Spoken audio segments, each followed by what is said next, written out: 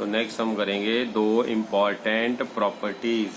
इसके बाद हमारे पास आ जाएंगी दो इम्पॉर्टेंट टर्म्स जो कि हमारे पास हैं related to this concept. Two important terms. दो इम्पॉर्टेंट टर्म्स में सबसे पहली इम्पॉर्टेंट टर्म है सर, उसका नाम है relaxation time. Relaxation time. Relaxation time क्या है? Basically it is the time interval between two successive collisions. Means इसका मतलब यह है कि if say electrons moves from position 1 to position 2, मतलब एक जगह से दूसरी पोजीशन पे मूव करते हैं तो उनके अंदर 1 से 2 पे जाने के time and then from 2 to 3, मान लीजिए इलेक्ट्रॉन्स अगर मूव कर रहे हैं पहले एक पोजीशन से दूसरी, फिर दूसरी से तीसरी, तो मैं किस तरह से बोल रहा हूँ? Late me right this like this, one moment. Okay, तो मैं डायग्राम से समझाने की कोशिश करता हूँ। मान लीजिए यहाँ पर इलेक्ट्रॉन्स हैं, ये इलेक्ट्रॉन फर्स्ट पोजीशन पर है, यहाँ से इलेक्ट्रॉन मूव करके गया, this is the second position. तो यहाँ से लेके यहाँ तक जाने में फिर सेकेंड पोजीशन से गया third position, this is the third position, और फिर थर्ड से लेटर से यहाँ पे गया ये फोर्थ पोजीशन, लाइक दिस। तो यहाँ पर इलेक्ट्रॉन है फर्स्ट पोजीशन से सेकेंड पोजीशन, इलेक्ट्रॉन यहाँ पे जाएगा, यहाँ पे कोई ना कोई कर्नल होगा डेफिनेटली, तो कर्नल से स्ट्राइक करेगा, फिर यहाँ से थर्ड पोजीशन पे जाएगा, इलेक्ट्रॉन कोलाइड करने के बाद तो रुक जाएगा, फिर बाहर से कुछ एक्सटर्नल हमारे पास थर्मल कंडीशंस आएंगी। थर्मल कंडीशंस की वजह से क्या होगा? Due to thermal conditions electrons फिर एक्साइट होगा, एनर्जी मिलेगी, अपने ऑर्बिटल से बाहर आएगा, बाहर आने के बाद फिर वो स्ट्राइक करेगा, मूव करके फिर किसी आगे जाएगा, किसी कर्नल से स्ट्राइक करेगा, तो इस तरह से। तो मान लीजिए 1 से 2, 2 से 3, तो जितना टाइम लगेगा बिटवीन टू सक्सेसिव कोलिजन्स, 1 2, दो सक्सेसिव कोलिजन्स के बीच में जितना टाइम इंटरवल होता है इसको बोलते हैं रिलैक्सेशन टाइम। तो जैसे मैं लिख रहा था कि पहले मान लीजिए इलेक्ट्रॉन गया from position 1 to 2, then from 2 to 3, so let me okay, so the time taken by the electron to move from position 1 to position 3 without collision, दो जगह जाने विदाउट कोलिजन इज कॉल्ड। जैसे इसमें कितना टाइम लगा without collision, इसमें कितना time लगा विदाउट कोलिजन, तो टोटल टाइम जो होगा that will B relaxation time. Without collision is called relaxation time, इसको हम बोलेंगे ये है हमारे पास रिलैक्सेशन टाइम। तो रिलैक्सेशन टाइम का सिंबल जो है it is denoted by symbol है इसका टाउ, इस तरह से। तो टाउ ऐसे लाइन नीचे ऐसे, this is tau, TAU, tau, इसको टाउ बोलते हैं। और इसकी जो ऑर्डर होता है, इसका order, it's order is of 10 to the power -14 second. तो 10 to the power -14 सेकेंड का ऑर्डर होता है इसका। तो होप आपको पहली टर्म रिलैक्सेशन टाइम क्लियर हो गया। कितना टाइम इंटरवल दो सक्सेसिव कोलिजन्स के अंदर लगता है, that is called relaxation time. Second इसमें इंपॉर्टेंट टर्म जो है हमारे पास, that is called free path. तो फ्री पाथ क्या होता है? फ्री पाथ होता है सबसे पहले तो इसका सिंबल जो है वो है टाउ, सॉरी लैम्डा, इसका सिंबल है, और it is the distance between two successive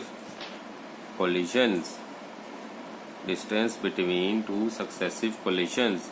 मतलब क्या हुआ? मीन्स फ्री पाथ का फॉर्मूला जो होता है that will be λ1 plus λ2 plus λ3। जितने भी हमारे पास हैं डिस्टेंस दो सक्सेसिव कोलिजन के बीच का, जैसे इसी डायग्राम से समझ लो, दो सक्सेसिव कोलिजन के बीच का जितना डिस्टेंस ये और ये जितना इसका डिस्टेंस है that will be called free path. तो इसका एक्सप्रेशन हमने क्या बताया, इसका फॉर्मूला होता है mean free path. Mean free path, mean word जोड़ दिया, मतलब पहला दूसरा तीसरा जितने भी फ्री पाथ्स हैं सबको ऐड करके n से डिवाइड कर दो, that formula will give us mean free path. अब इसके बाद expression for drift velocity. Drift velocity का एक्सप्रेशन क्या है, ड्रिफ्ट वेलोसिटी का एक्सप्रेशन है vd। तो vd क्या है, it is the average velocity of all electrons. जितनी भी अगली टर्म है एक्सप्रेशन ड्रिफ्ट वेलोसिटी के बारे में डेरिवेशन करने वाले हैं, उसके अंदर ये दोनों टर्म्स हम यूज करेंगे, इसलिए हमने पहले दोनों टर्म्स को सीख लिया। अब हम इसके बारे में आगे एक्सप्लेनेशन में काम करेंगे। एक्सप्रेशन क्या होता है ड्रिफ्ट वेलोसिटी का, लेटर से vd से इसको डिनोट करते हैं। और ये क्या है, ये एवरेज वेलोसिटी है सारे इलेक्ट्रॉन्स की। It is average velocity of all the electrons. इसके लिए हम क्या करेंगे, सबसे पहले हम करेंगे consider an electron moving from position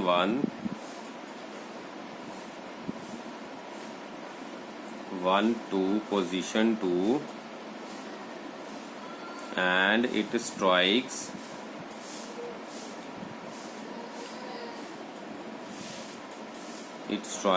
with the kernels at position 2, then electron at position 2 will be. मैं कैसे बोल रहा हूँ, वैसे ही बोल रहा हूँ कि मान लीजिए पहला, ये दूसरा और ये तीसरा यहाँ से यहाँ गया इलेक्ट्रॉन, यहाँ से 1 से सेकंड पोजीशन पे गया, यहाँ पे मिला उसको एक कर्नल। कर्नल के बारे में आपको पहले बता चुका हूँ। कर्नल क्या है, जब इलेक्ट्रॉन एक हम एटम से बाहर निकाल देते हैं उसके बाद जो बचता है दैट इज कॉल्ड कर्नल। तो that vacant place is kernel, left room space.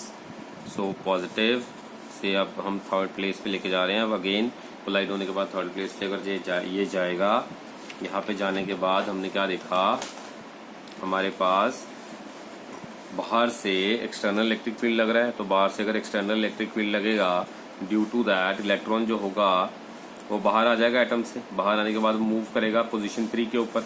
अब रिलैक्सेशन टाइम जो है, मान लीजिए पहली से दूसरी पोजीशन तक जाने का लेटर से हमने टाउ ले लिया, मीन फ्री पाथ तो वहां से ले लिया λ1। अब इलेक्ट्रॉन स्ट्राइक कर रहा है कर्नल से पोजीशन 2 पे, स्पीड 0 हो गई। अब क्या होगा, अब यहाँ से 2 से 3 कैसे मूव करेगा, सर स्पीड तो 0 होगी, लेकिन यहाँ पर थर्मल कंडीशंस काम करेंगे। थर्मल कंडीशंस का मतलब यहाँ पर अब due to the thermal conditions का मतलब बाहर से सराउंडिंग का टेम्परेचर इस इलेक्ट्रॉन और कर्नल के ऊपर काम करेगा। तो बाहर से एनर्जी लेगा, टेम्परेचर से ये एनर्जी लेगा, क्योंकि टेम्परेचर अगर बाहर रूम का ज़्यादा है बढ़ेगा जैसे जैसे, या फिर एक पर्टिकुलर टेम्परेचर पे है अगर रूम पे कोई कंडक्टर पड़ा हुआ है, तो सराउंडिंग से जब वो हीट एब्जॉर्ब करेगा तो यहाँ से इलेक्ट्रॉन को एनर्जी मिलेगी, अपने एटम से बाहर आएगा, फिर मूव करेगा टू द पोजीशन 3। तो हम इसको क्या बोलते हैं, due to thermal conditions electron फिर मूव करेगा तो अब फिर 2 से 3 पोजीशन पे जाएगा। तो 2 से 3 पोजीशन पे जाएगा। अब यहाँ से जो 1 से 2 पे आ रहा था जिस वेलोसिटी से, उतनी वेलोसिटी से तो 2 पे 3 पे जाएगा नहीं। 2 से 3 पे जाने के लिए वेलोसिटी जो हो जाएगी वो चेंज हो जाएगी, ठीक है। तो अब अगर वेलोसिटी चेंज हो गई एक्सेलरेशन की वजह से, तो हम क्या बोलेंगे, स्पीड जो है इसकी इंक्रीज कर गई। तो इसकी वजह से अगर इसकी स्पीड इंक्रीज कर गई तो हम ये बोलेंगे ड्रिफ्ट वेलोसिटी जो है वो क्या हो जाएगी, ड्रिफ्ट वेलोसिटी जो हो जाएगी that will B variable second velocity. तो अब ड्रिफ्ट वेलोसिटी अगर मुझे निकालना है, फर्स्ट में कुछ और दूसरे में कुछ और, तो ड्रिफ्ट क्या था, एवरेज ऑफ ऑल। तो पहले की वेलोसिटी लेटर से हमने मान ली v1, दूसरे की वेलोसिटी लेटर से v2, मतलब 1 से 2 में जा रहा है v1 वेलोसिटी से, 2 से 3 में जा रहा है मान लीजिए v2 वेलोसिटी से। तो due to this what we can say drift velocity will be the average of all. तो यहाँ तक हमें समझ में आ गया, ड्रिफ्ट वेलोसिटी जो है सबका एवरेज है। तो हम क्या करेंगे, सबसे पहले हम निकालेंगे now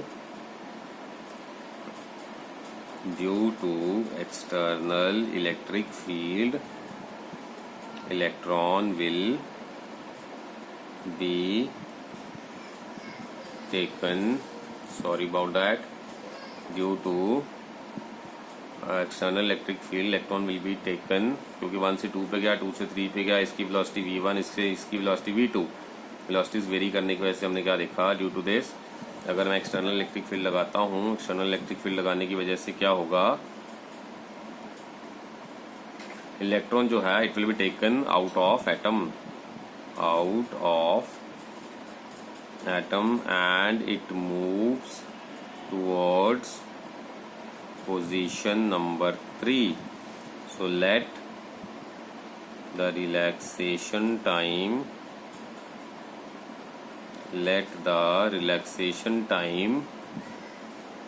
in moving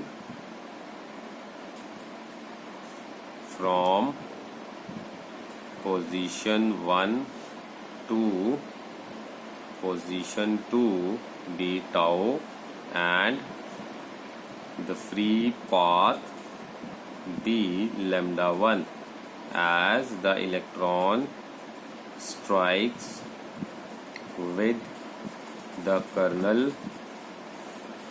at position 2, its speed becomes 0. इसकी स्पीड जो होगी वो 0 हो जाएगी. आफ्टर दैट मोशन जो होगा इलेक्ट्रॉन का पोजीशन 2 से 3 की तरफ, that will be due to thermal conditions. Let me write, one moment.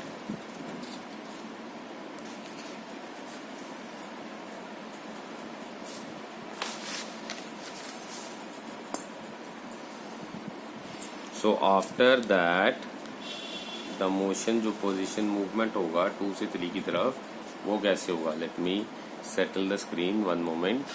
Okay, fine. So after that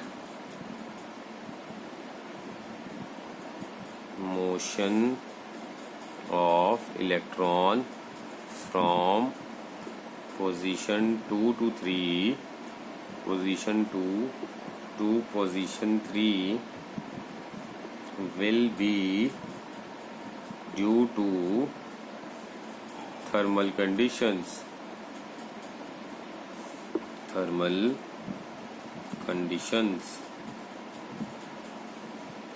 Let the electron starts moving with mu1 speed.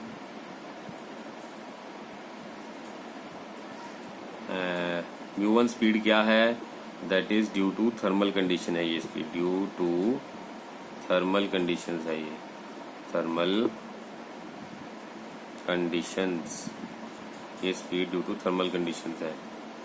Then let the speed at position 3 be v1 as the change in velocity, change in speed is due to acceleration faced by the electron, so due to which its speed has been increased. Speed has been increased. Now हमारे पास जो drift velocity हो जाएगी, that will be the average velocity of all the electrons, क्योंकि हमारे पास जितने भी electrons हैं उनकी डिफरेंट वैल्यूज होती हैं of tau, lambda and mu and v. सब वैल्यूज डिफरेंट होती हैं, but all have same acceleration. सबकी एक्सेलरेशन लेकिन हमारे पास सेम होती है. सो हमारे पास जो वी ड्रिफ्ट हम बोल सकते हैं, या फिर वी एवरेज अगर मैं बोलूं, या फिर वी एवरेज अगर मैं बात करूं, that will be sum of all v1 plus v2 plus v3 dot dot dot up to v n over n. अब हमें ये याद है applying first equation of motion अगर मैं बात करूं, क्योंकि इलेक्ट्रॉन स्ट्रेट लाइन में मूव कर रहा है, तो मोशन अगर मैं एक स्ट्रेट लाइन मोशन की बात करता हूँ इलेक्ट्रॉन की, तो पहले केस में v1 की वैल्यू हो जाएगी μ1 plus a tau one, v2 is equals to μ2 plus a tau two and dot dot dot vn will be equals to μn plus a tau n। So ये हो जाएंगी। तो v ड्रिफ्ट हमारे पास क्या आ जाएगा? So v drift will be equals to μ1 plus a tau one plus μ2 plus a tau two last μn plus a tau n upon n। अब यहाँ से हम इसको रीअरेंज कर लेंगे, यहाँ से हम इसको रीअरेंज कर लेंगे। तो रीअरेंज करने के बाद क्या बनेगा हमारे पास? v drift will be equals to μ1 plus μ2 dot dot dot up to μn plus a common tau one plus tau two dot dot dot up to tau n upon n। That will be v drift. That will be equals to, अब देखिए μ1 plus μ2 plus μ3 so on up to μn upon n plus a into tau one plus tau two plus tau three dot dot dot up to tau n upon n। That will be equals to mu drift. तो हमें पता है कि initially हमारे पास u1 जो था वो था 0, तो मेरे पास v ड्रिफ्ट की जो वैल्यू हो जाएगी दैट विल बी 0 प्लस ये बचेगा tau one plus tau two, sorry a times tau one dot dot dot up to tau n तक ओवर n। अब इसको मैं क्या बोल सकता हूँ? Tau average as tau one plus tau two up to tau n will be tau average. So v drift will be equals to a times tau average, a times tau average. तो मतलब drift velocity अब average है उसके बराबर आ गई, ये चीज इसके बराबर की। तो हमें अगर कोई इंफॉर्मेशन पूछे तो हम बता सकते हैं कि जो हमारे पास ड्रिफ्ट वेलोसिटी होती है वो किसके बराबर होती है? तो आंसर इज ड्रिफ्ट वेलोसिटी होती है a टाइम्स टाउ एवरेज। लेकिन हमने पीछे अभी a का फॉर्मूला भी निकाला था। What was the formula of a? Is equals to minus e times e upon m। हमने अभी भी फॉर्मूला निकाला है पीछे। Let me write what was that formula? That formula was, as we know the formula, as we know that v drift is equals to minus e times e upon m into tau average। ये है v drift का formula. तो hope आपको ये clear हो गया। Okay, now we can right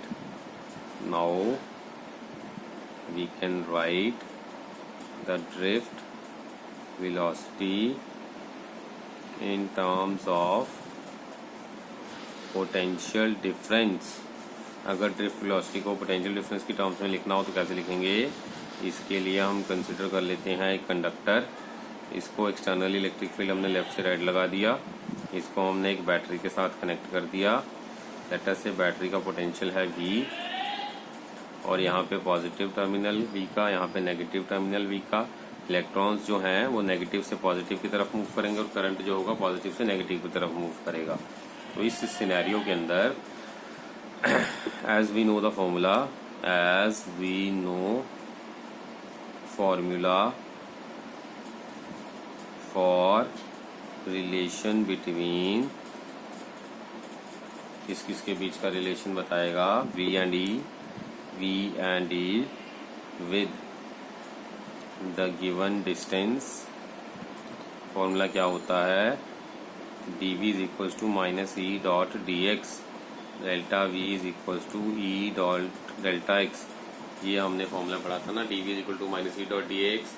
और इसको हम रीअरेंज कर सकते हैं। dv को हम लिख सकते हैं delta v is equals to e multiplied by dx की जगह हम लिख सकते हैं delta x। So as we know delta V को अगर मैं वी मान लूँ, डेल्टा एक्स को अगर मैं लेंथ मान लूँ, हमारे क्वेश्चन के अंदर ये कंडक्टर की लेटर से लेंथ मैंने एल मान ली और यहाँ पे पोटेंशियल मैंने वी मान लिया. So our formula becomes, so formula number 1 becomes V is equals to E times L या फिर E is equals to V upon L. तो हमारे पास ये फॉर्मूला बन जाएगा.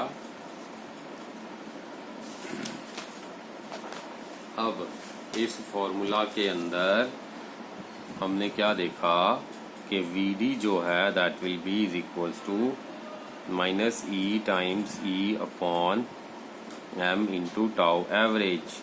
अब यहाँ पर E की वैल्यू मैं ये पुट कर सकता हूँ, E अपॉन L, ये है 2, ये है 3, put 2 in 3, put 2 in 3, we get क्या मिलेगा हमें formula V D is equals to minus E times V upon L into M into tau average. तो ये मेरे पास ड्रिफ्ट वेलोसिटी का फॉर्मूला आ गया in terms of potential difference. अगर ड्रिफ्ट वेलोसिटी निकालनी हो और पोटेंशियल डिफरेंस दे रखा हो तो then we are going to apply this formula. Drift velocity opposite to the electric field. तो इलेक्ट्रॉन्स जो फ्लो करेंगे यहाँ पर ड्रिफ्ट वेलोसिटी में इलेक्ट्रिक फील्ड की वजह से वो करते हैं from lower potential to the higher potential. और करंट हमेशा फ्लो करता है higher potential to the lower potential. ठीक है. So as drift is opposite, drift velocity is opposite to the electric field, so electrons will flow from lower to higher potential. तो electrons तो होंगे lower से higher potential की तरफ flow करेंगे. Okay